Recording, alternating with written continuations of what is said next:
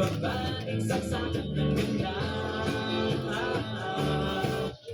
Isang araw, nagmamamatay sa babae.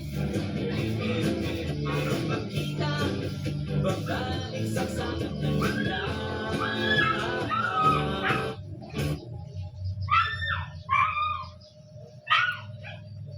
These are the 3 weirdest airsoft guns ever. Coming in at number 3, the massive Glock. At first glance, it looks fake. It's so big, it almost handles like a rifle, but it's technically still a handgun, and it completely confuses everyone who sees it. At number 2, the banana blade. People swear it's cheating, broken, or cursed, but nope, it still shoots perfectly fine. Your eyes just refuse to accept what's happening. And at number 1, the carrot gun. Yes, a literal carrot.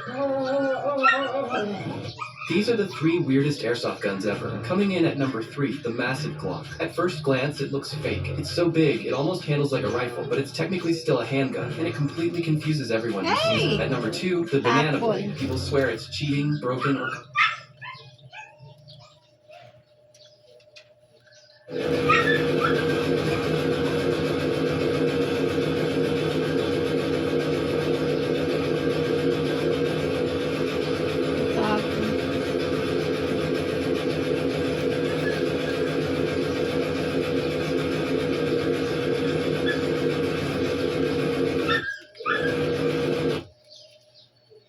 Kunti na pala siya, guys. Kika, dahil magpuprito ako na kasi feeling ko matigas. Naya na Birayong! Oh. Naya lang ay! Tigas pa siya, guys.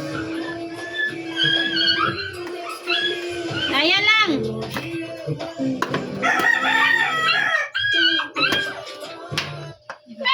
What did you do? You just trashed the cake. I'm gonna lose my job over this. I'll take the vanilla wedding cake.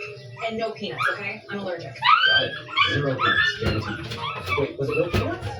Or just a little? Ay! A few won't hurt, right? Hey, what Ayan, did you nilagyan ko na lang siya ng do? tubig. Here is your wedding cake. Bilong-bilong to tawag sa amin, guys. Para lumambot siya. My cake! What is wrong with you? There's peanuts in this. Rumi was trying to warn us.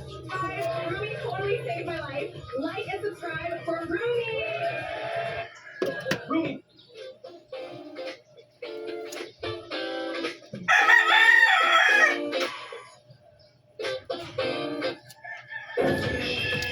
Ayan, I guys. put glue on Rumi's tire. Don't hit like, or she will find out.